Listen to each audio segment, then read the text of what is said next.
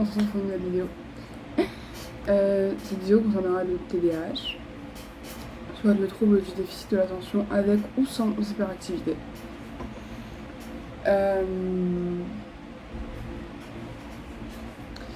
Déjà, qu'est-ce que c'est? Donc, c'est un trouble neurodéveloppemental qui touche environ 5 à 8% des enfants en âge scolaire. Et il me semble, ne pas dire de bêtises, attendez, parce que du coup j'ai pris les notes, et du coup 4% d'adultes. Voilà. En gros, il y a environ 1 à 2 élèves par classe en moyenne qui sont TDAH. En moyenne, hein, il peut y en avoir 0 comme plus, ça dépend des classes. Et donc le TDAH, c'est du coup un déficit. Et une chose aussi, c'est qu'on entend beaucoup, non, déjà on parle beaucoup TDAH, donc un peu plus maintenant, mais quand même, ça fait un moment que ça commence à se développer un petit peu. Mais le TDAH en soi, on n'en a pas beaucoup parlé. Et il y en a qui ne disent pas trouble du déficit de l'attention, mais trouble déficitaire de l'attention. Et dans ces cas-là, le terme est faux parce que trouble déficitaire, ça voudrait dire que c'est le trouble qui est déficitaire, alors que là, c'est l'attention qui l'est. Voilà. Et ça consiste en fait, ça se traduit par, plutôt, une difficulté à moduler son attention, à avoir une chose sur laquelle se concentrer, à sélectionner ce sur quoi se concentrer pour se concentrer sur les bonnes choses. Mais ça peut être difficulté à garder son attention comme difficulté à retirer son attention. C'est-à-dire qu'il y a aussi ce qu'on appelle l'hyperfocus. Être trop concentré, et ça peut être sur des bonnes choses comme sur des mauvaises. Je parle d'abord du TDAH parce que quand sur les prochaines vidéos on parlera d'autres sujets, on évoquera souvent le sujet TDAH parce que c'est l'un des troubles les plus répandus en soi. C'est-à-dire que... Et c'est un des troubles avec lesquels on confond d'autres troubles ou d'autres pathologies. Mais celui-là, quand on se fait diagnostiquer TDAH, il y a des solutions, on va dire. Donc, voilà. Alors que quand il y a d'autres choses, des fois, il n'y aura pas de solution après.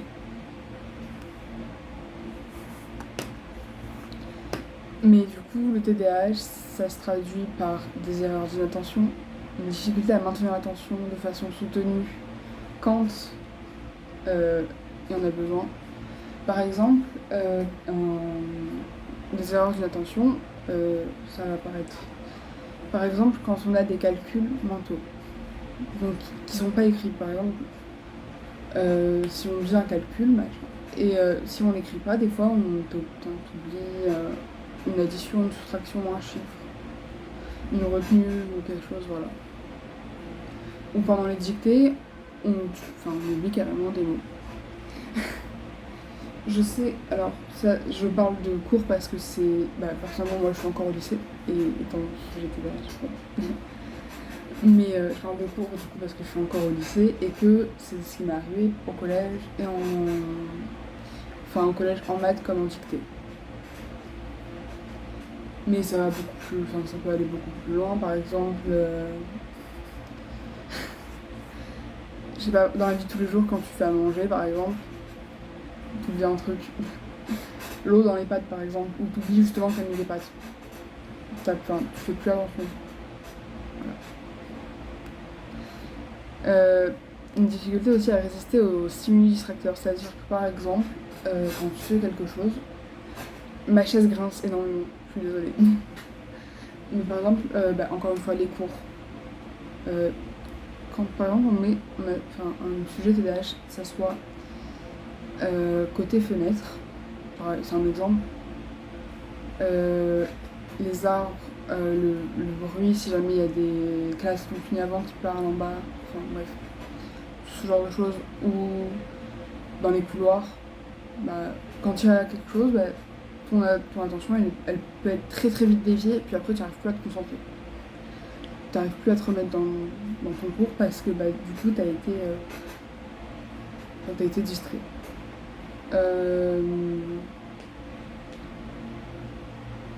Quand tu fais quelque chose et qu'au final, t'as une musique qui se lance, t'as un truc, pareil, tu peux plus te remettre dans ce que tu faisais.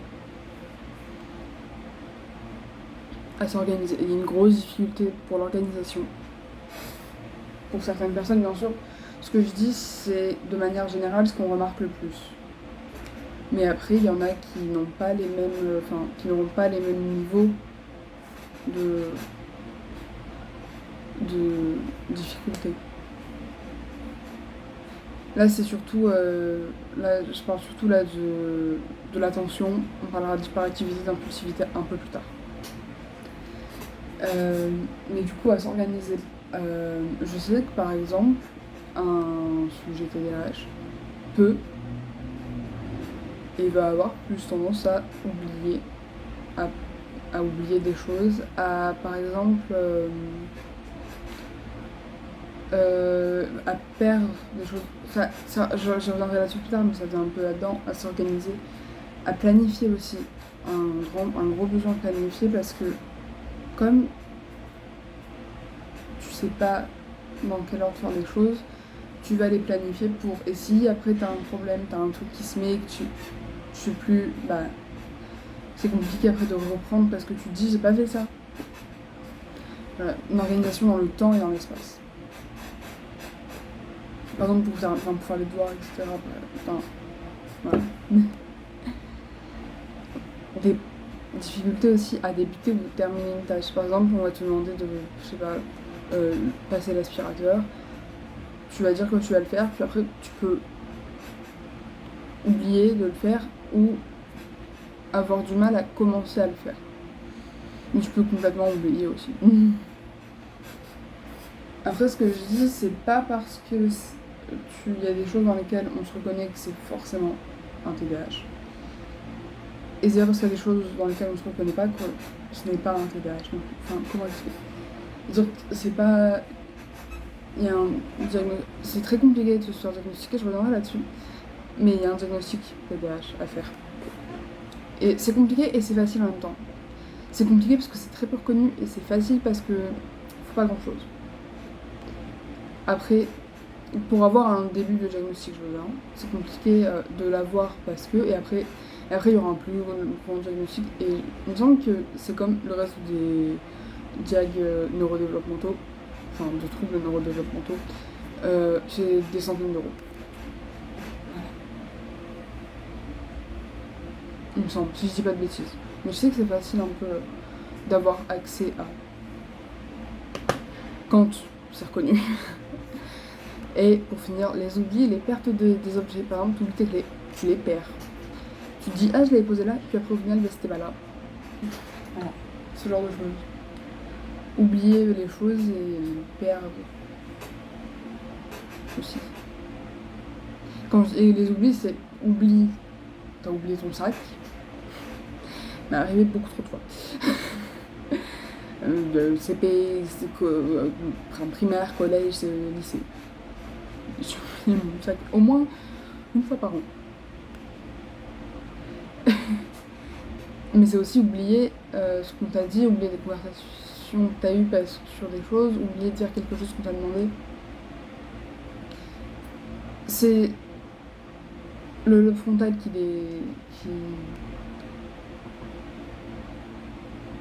n'agit pas de la bonne manière quand t'es TDAH.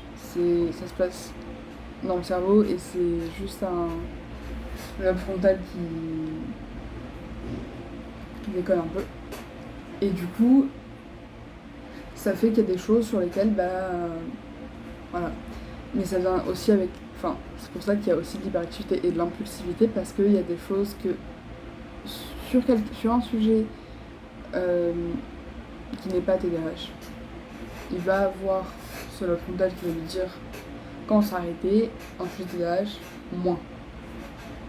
Et en fait, le lobe frontal, ça, en général, sur quelqu'un qui n'est pas TDAH, personne de type général, ça va... Ce lobe frontal, il va être moins... moins... Comment dire? Il va moins déconner... Il va plus déconner sur une journée normale quand tu vas boire. Et du coup, c'est le lobe frontal de quelqu'un qui est TDAH dans la vie quotidienne, en gros. Ça peut expliquer quelque chose. Pas dans le sens où ça a les mêmes effets, pas du tout, mais dans le sens où ça n'a pas les mêmes effets, mais par exemple, tu auras plus tendance à crier ou à frapper impulsivement quelqu'un. Alors que, t'es pas forcément quelqu'un de violent non plus, mais bon, t'as juste plus cette chose qui va te dire arrête. Et c'est ce qui se passe aussi quand tu bois beaucoup. Voilà. Après, il y a aussi une difficulté à contrôler les mouvements, et souvent c'est avoir la bougeotte, etc. Il y en a une qui est reliée au TDAH, et c'est l'hyperactivité motrice. Il y a aussi des comportements de l'impulsivité et l'hyperréactivité émotionnelle, parce que tu n'arrives pas à contrôler tes émotions non plus. Mais par exemple, toujours avoir ce besoin de bouger. Moi je parle beaucoup avec Clément, mais ouais. De parler, ne pas savoir attendre son temps, son tour pour parler dans une file d'attente, etc. Vraiment, et réagir hyper impulsivement. Donc du coup, ne pas savoir attendre, mais aussi au niveau de ses émotions, pleurer, s'énerver, etc. Pour des fois quelque chose qui peut paraître pas grand chose. Mais après, je dis pas que c'est pas grand chose, je dis que ça peut paraître. Parce que après les émotions, c'est les tiennes et elles sont. Peu importe pourquoi tu réagis comme ça. Si tu réagis comme ça, c'est que t'as une raison. C'est que toi, ça t'a touché. Après, il y a aussi le fait de pleurer d'un coup sans comprendre pourquoi. Là, c'est autre chose. Mais bon. Après, les impacts du TDAH se retrouvent dans la vie quotidienne, dans la vie familiale, dans la vie sociale, académique et professionnelle. Et autant dans chacune. Le DSM-5, donc le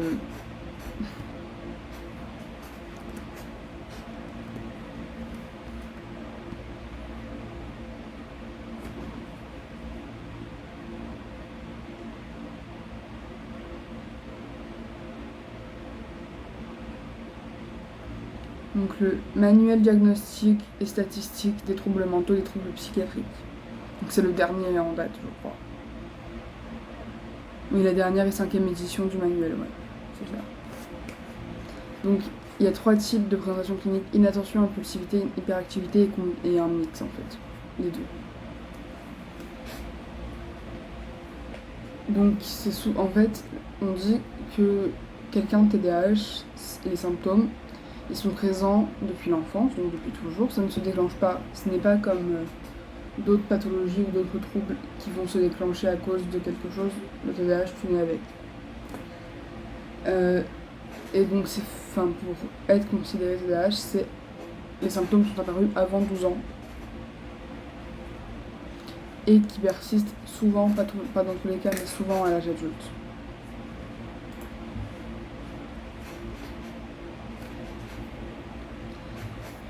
Le TDAH est souvent confondu avec d'autres troubles, comme je le disais plus tôt, ce qui empêche un diag, mais ce qui en même temps, le diag n'est quand même pas compliqué à avoir, c'est-à-dire que pour les premières étapes, c'est un questionnaire à faire remplir par les professeurs, par les familles, par toi-même et je crois par ta famille, ou par tes amis, pardon. Oh, j'ai dit la famille, je l'ai dit donc. Du coup, voilà, mais il faut demander en général à son médecin traitant ou à un psychologue, pas forcément un psychiatre les blancs, c'est vraiment soit son médecin, parce que c'est des questions, un questionnaire à faire remplir, donc puis après tu vas te diriger vers selon ce qu'il te faut. Mais je sais que le début de JAG n'est pas compliqué à avoir.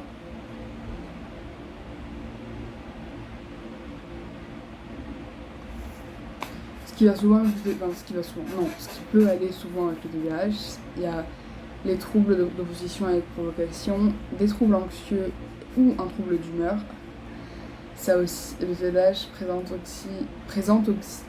mais je vais y arriver, présente aussi, peut augmenter le risque de présenter un trouble du sommeil, aussi un trouble d'obésité, de blessures accidentelles en général, dont les traumatismes crânio-cérébraux. Les risques d'accidents de la route comme conducteur, mais aussi comme piéton, ainsi que le risque de tabac, d'abus de substances ou de grossesse non planifiée. De tabagisme, pardon. Alors, on va arriver sur les accidents de la route en tant que conducteur avant les piétons. Encore une fois, c'est parce qu'il y a un déficit d'attention. Tu n'arrives pas à contrôler ton attention et c'est pas toi qui la module. Et t'es facilement distrait, donc il y a un oiseau, un écureuil, un enfant qui court ou quelque chose et tu peux très vite te laisser distraire. Mais en piéton aussi, tu vois pas la voiture, tu fais pas attention aux voitures, tu fais pas attention au feu, ça arrive même si tu veux faire attention, tu fais pas forcément, tu vois pas forcément, en fait. Voilà. Donc trouble du sommeil, hypersomnie ou insomnie.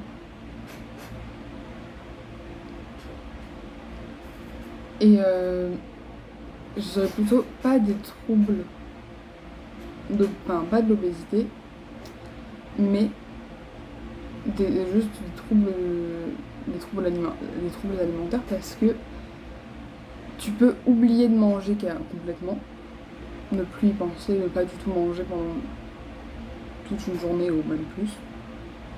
Comme tu peux trop manger, genre vraiment ça va dépendre de la personne. On t'oublie, bref, le cerveau. Par contre, le TDAH, ce n'est pas une paresse, ce n'est pas un défaut moral, ce n'est pas un manque d'intérêt, d'encadrement ou de stimulation. Ce n'est pas une excuse. Ce n'est pas un manque d'activité physique, une bonne hygiène de vie, de sommeil, d'alimentation et activité physique.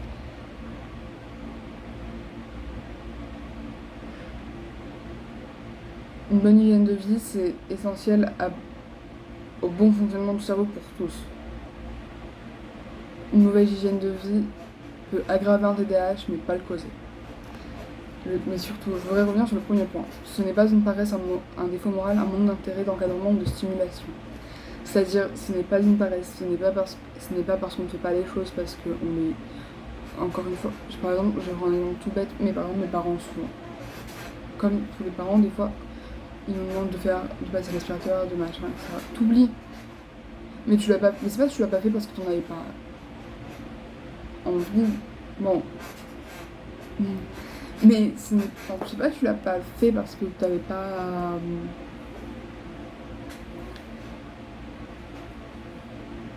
t'avais la flemme ou quoi. Tu l'as pas fait parce que tu l'as oublié, parce que t'as pas su comment commencer, t'as pas su par où commencer, par où le faire. C'est pas un manque d'encadrement, c'est pas parce que t'es pas assez encadré ou parce que t'es trop encadré. Enfin, du coup, pas parce que t'es pas assez encadré. En l'occurrence. Pas parce qu'on t'est pas assis sur toi, c'est parce que tu arrives pas, c'est tout. Enfin, voilà. Bon. J'espère que vous en aurez j'espère que je vous aurai appris quelque chose, ou en tout cas que vous aurez compris des choses. Et voilà, j'espère que j'aurais bien expliqué, je suis désolée si je me suis embrouillée à un moment. Merci à tous.